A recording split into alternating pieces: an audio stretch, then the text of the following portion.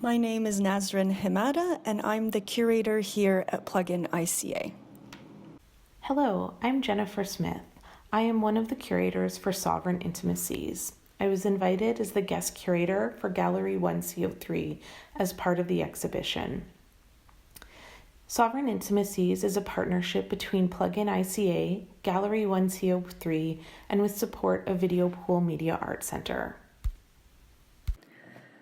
Sovereign Intimacies explores themes of cultural and community exchange between Indigenous artists and racialized artists from the diaspora. And I understand that this term is quite challenging, and many have asked us about what exactly we mean by this term diaspora.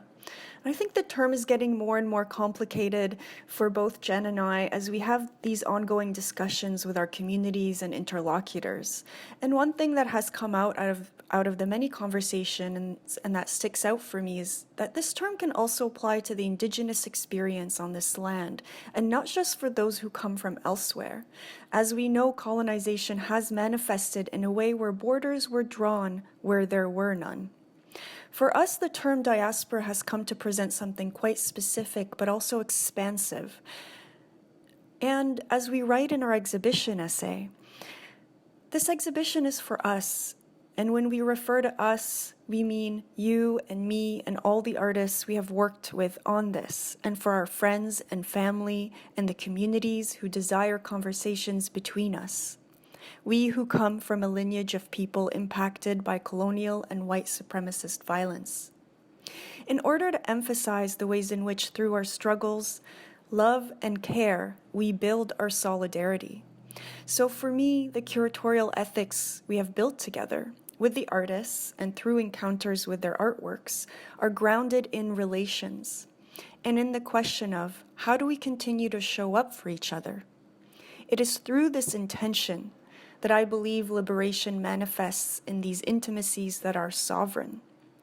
And so for us, the artists presented in this exhibition offer forms of collectivity that are based on the principles of taking time, of learning, of listening, of letting the process guide the work. Each in their own way, the artists have provided a space in which to consider intimacy as active, as action, and as change. The exhibition in all its forms features the work of Hassan Ashraf, Annie Beach, Ayumi Goto, Iris Yirihu, Melanie Monoceros, Peter Morin, Mariana Munoz Gomez, Wanda Nanabush, Norbese Phillip, Megan O'Brien, Marianne Redhead, Cheyenne Thomas, and David Thomas. It has been my great honor to be able to co-curate Sovereign Intimacies with Nasrin Himada. Nasrin has done an amazing job of introducing you to the exhibition already, but I also did want to add that this exhibition has been something that we have been working on for over a year now. Through this time, we have been building a relationship as friends, as collaborators, as colleagues. We've spent time talking about not only the exhibition and the artists within it, along with the subject matter of the exhibition, but it's been brought in many different discussions about our place in institutions, our place as curators, our place as members of our community, our place as friends, our place as colleagues, and how we work together. So there's something really interesting when you bring up notions of intimacy that also allow you to really expand on the ways that you're engaging with each other and how that actually affects an exhibition that you bring together.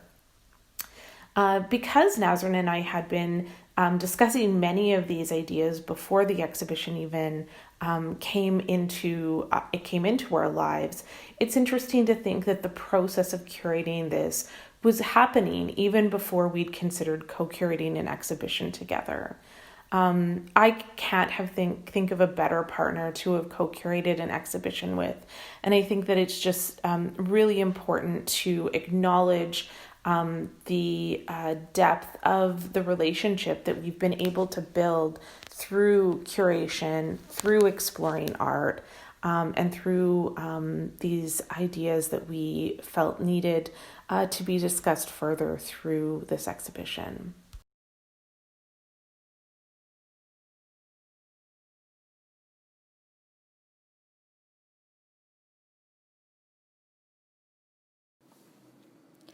So this mixed media installation here called Weaver Girl Limbs to Rainbows is by the Los Angeles-based artist Iris Yeri Hu.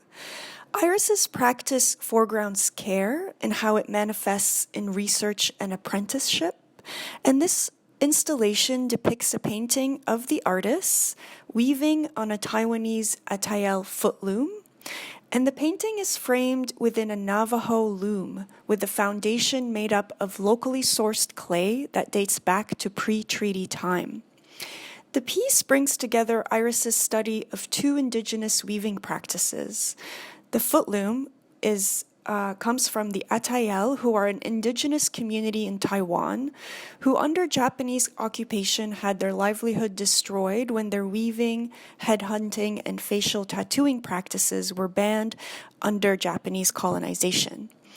When traveling with her mother to Taiwan, Iris apprenticed with Miss Sayan Yura, whose Atayal weaving lineage was severed and spent the last part of her life reclaiming the lost craft. Iris, for some time now, has also sustained a relationship and continues to apprentice with Melissa Cody, a Navajo artist and weaver. Iris centers a deep commitment to cultivating relationships and intimacy with the histories of people and places in which she encounters, and in this way conditions an ethical framework that connects these histories to the earth, creating a space for how sustainability and awareness are part and parcel of these relations.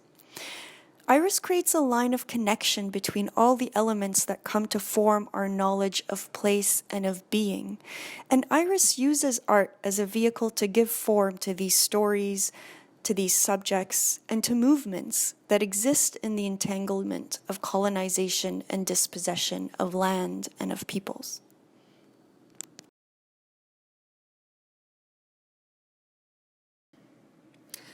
So on site at Plug In, there is a multi-installation piece by the artists Ayumi Goto and Peter Morin, which is called Gift Away.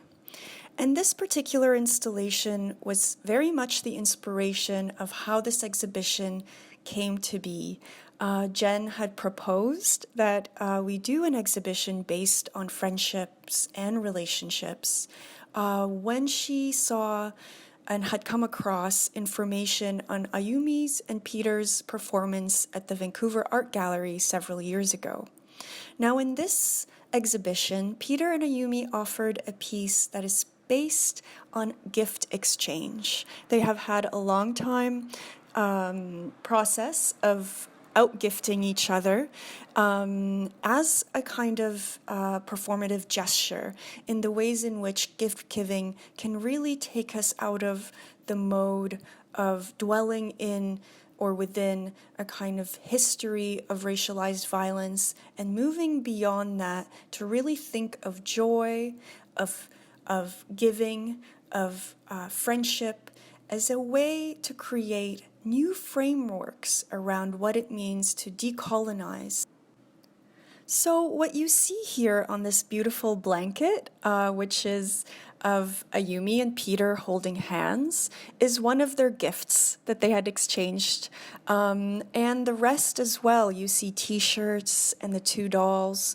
And the gifts that are still wrapped were part of a performance that Peter and Ayumi were supposed to perform in Winnipeg on site, but because of COVID restrictions, had passed on the performance to Jen and I, the curators, to wear the masks that they had sent to us, that they wore in their performance at the Vancouver Art Gallery, as a way to become them and to do the gift exchange on behalf of them. And you see here on the right a box that's wrapped with orange speckled wrapping paper, and that gift is a gift for me and Jen that we are also supposed to open at the performance. And so hopefully this performance will take place once restrictions in Winnipeg are lifted, and we're hoping to have an evening with Peter and Ayumi where we discuss the performance afterwards and reveal the contents of the gift exchange. That Peter and Ayumi don't know what the contents of those gifts are. They lived together and had made these gifts to each other in secret, so the big reveal would happen during the performance, and hopefully we will confirm those dates soon and will take place online through a live stream. In preparation for the performance that Peter and Ayumi have passed on to Jen and I, they asked us to do 2 workshops with them separately. So Jen and I each did a workshop with them that lasted for about an hour and a half. So in total, there's a 3-hour recording of 2 workshops that really delved into very intimate and personal conversations around our family histories, around the exhibition itself, the thematic of intimacy and sovereignty and what that means, and in regards to this particular installation and performance that Peter and Ayumi were offering. For me personally, I felt that the workshops were very important in just getting us acquainted, in building trust, in feeling comfortable around performance in itself, considering that both Jen and I are not performers.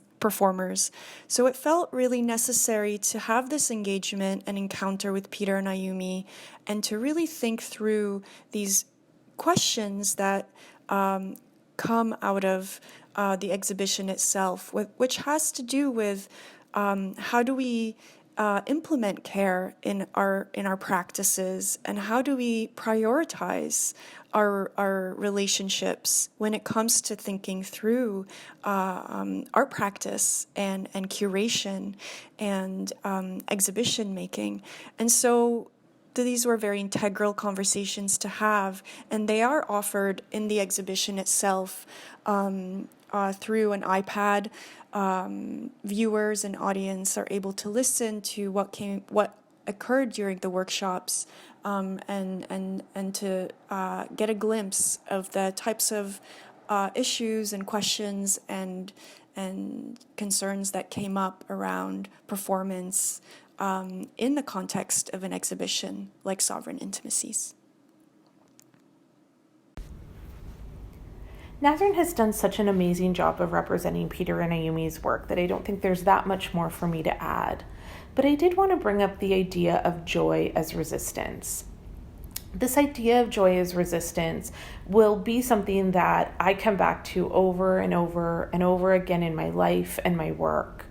The ideas of what it means to be joyful as a way of pushing back against the systems that can keep us down.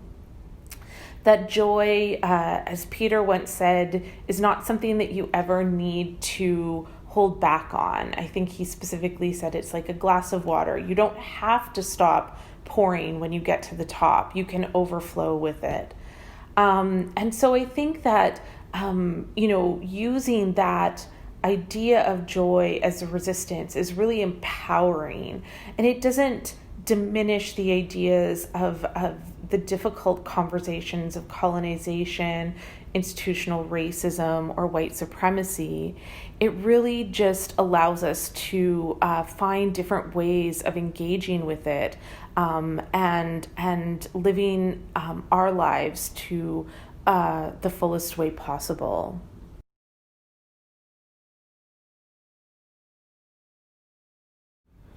I would like to introduce you to Jad Kujas, Megan O'Brien's video Wrapped in the Cloud. This video is a representation of a weaving that Megan has done. And when we began talking to Megan about bringing this work into the exhibition, Megan had said that they really wanted that weaving to not be out touring, to be in their community, to be able to, for people in their community to have access to this work and learn from it, as opposed to it traveling around the country. And through that conversation, Megan brought up this video that's a collaborative work that there's been various artists or animators or technologists who have been a part of creating with Megan to have this digital representation of the weaving. When you see this video, what you really get the sense of is these ideas of constellations, or constellations of spirits or people who have had influence over Megan's practice as a weaver. So for me, I really look at moments in the video where you see all of these pinpoints of the weaving, but they're not the way that you would ever see a drawing of how weavings went. It's something more spiritual and bigger than just this sketch of what a weaving might look like. So this weaving, what I see in it is these individuals who have passed down tradition, who have supported Megan through her practice, who have cared for cultural knowledge, passed down language and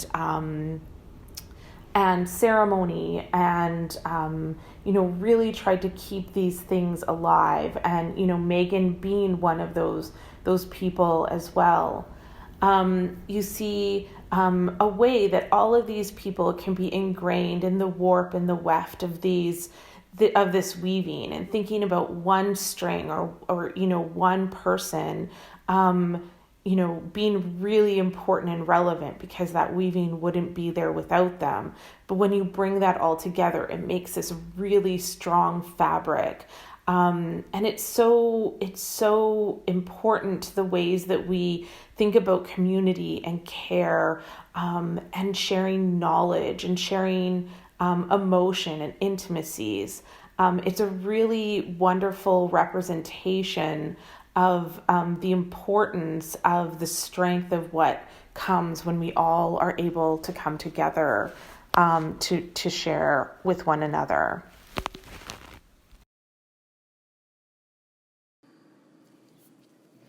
Heartberry Keef. This is a mural piece by the artists Hassan Ashraf and Annie Beach, local artists who are based in Winnipeg and often collaborate.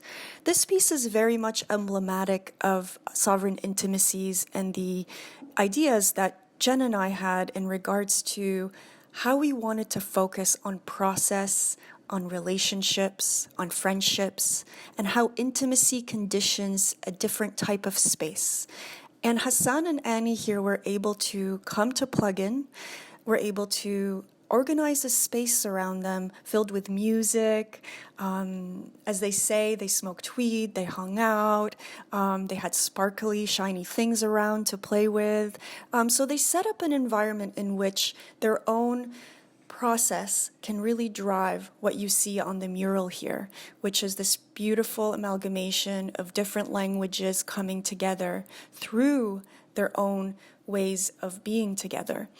And one of the things that really sticks out for me here is that this mural really comes from an embodied sense of just having a collaboration that stems from love and care and intimacy and trust, and from building a space together, which really satisfies this idea of what intimacy does when it comes to transformation and to emphasize change in this aspect of art making. I would like to add a little bit more to the discussion of Hassan and Annie's work. It is so important to look to the joy, intimacy, caring, and fun that they had while creating this amazing mural. I think it's also important to look back to some of the discussions that they began when they were early collaborators together. So specifically, as artists, they were looking at language, and Hassan, as English being their third language, and Annie being someone who is trying to learn their culture's language. It's really interesting to think of those disconnections that you have to language when you're put in, when you live in a colonized country where there are languages that are imposed on you as the official languages of this country that leave a lot of discomfort. So one of the things that I think is so important is that a lot of times that idea of discomfort is part of these joyful representations of work. And specifically in Hassan and Annie's case, I think that's true. But instead of focusing on the discomfort, what Hassan and Annie did was, make a mural, take up a lot of space, celebrate language. So Hassan using Arabic script and Urdu, and Annie using Res slang to show others that there are people who are here that connect with them through language. So, if you walked up to this mural and understood or could, felt a connection to these words through being able to read them or having an understanding of what they were, it builds an intimacy automatically. It also gives space to things that are not often given space. There's a real celebration of what it means to connect through language, to also share language, to share knowledge with each other in this form of cultural dialogue. So, Hassan and Annie learning from each other along the way as well.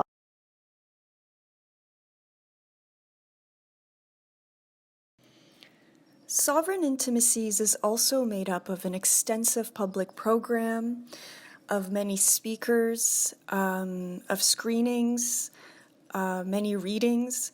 And so Jen and I did not want to think of the public program as separate from the exhibition itself. So everyone involved is considered an artist in this context.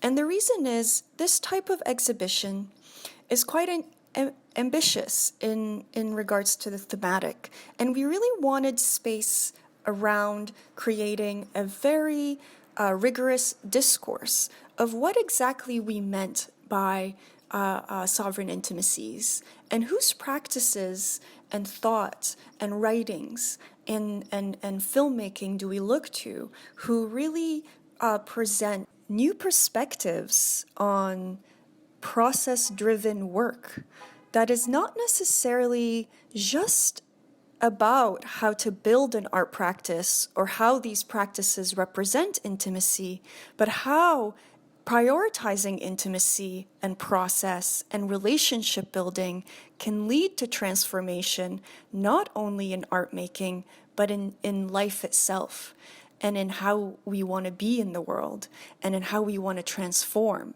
And be part of a bigger change.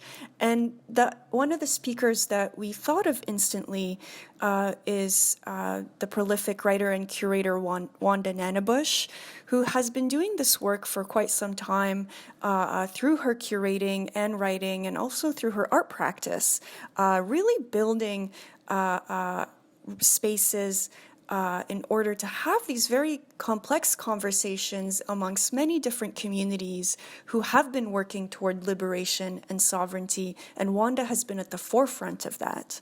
Another person who we thought of instantly is Norbese Philip, who is a prolific poet, essayist, and novelist, a playwright, an independent scholar who has written many seminal works, including Zong, the long-form poem, which Norbese will facilitate a durational reading of. And Zong is quite powerful and reveals the power of language, that there's potential for change and transformation in meaning by breaking open form and by breaking open words. There's so much to learn from Norbese's work, so much to listen to and to sit with and to read and to reread and to hold close and to return to. And another artist who we have invited to also participate in our public program is Melanie Monoceros, who does incredible work around bicentering community, who's an amazing artist, who's also a weaver, who also makes films, and who's a poet. And she will be reading poetry that is very much connected to the way that they live, that they practice, and that they inhabit this form of intimacy in and through community. David Thomas and Cheyenne Thomas will be doing a talk on Indigenous architectures and designs. And they are both designers from Peguis First Nations who have collaborated on many projects together, including the Indigenous Peoples Garden in Assiniboine Park. And they really implement an Indigenous worldview into their designs and emphasize the importance of design's relation to the land. And for Sovereign Intimacies, David and Cheyenne will give an artist talk to discuss their respective practice, their collaboration, as well as the projects they are working on now. And we have also invited Mariana Munoz Gomez and Marianne Redhead to co-curate a film program which is called Unspoken, and that will bring the thematic of sovereign intimacies to the screen as well. And they'll also have a discussion with some of the filmmakers.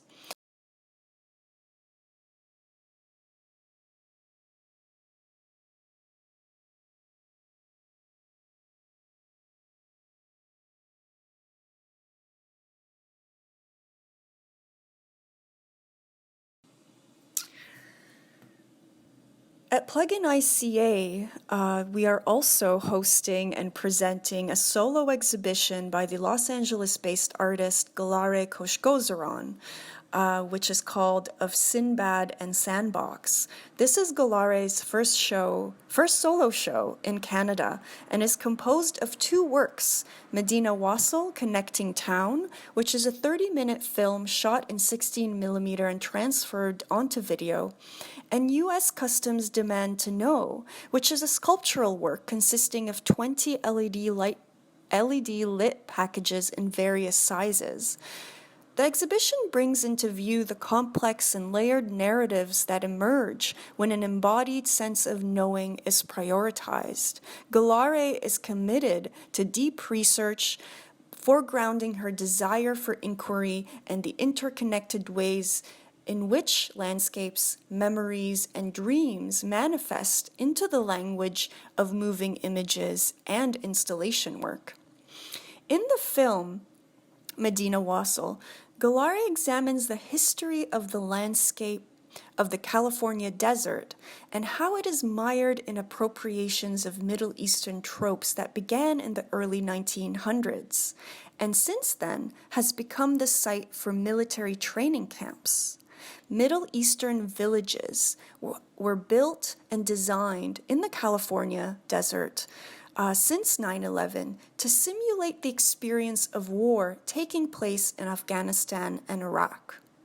The film draws relationships between distant landscapes and presents a perspective on American consumption that is not free of its racialized violence and colonialism. The title of the sculptural work, U.S. Customs Demands to Know, is a direct quote from a policy legislated after 9/11 that allowed U.S. authorities to search any package without consent. The boxes once contained archival and research material that were sent from Iran to Los Angeles. Laid out across the gallery floor, they condition a sense of dreamlike movement toward an otherworldly place. There's something tangible in both pieces that not only acknowledges the violence ingrained in these national security structures, but that moves beyond their worldview and opens the possibility for us, the viewers, to also witness another story being told.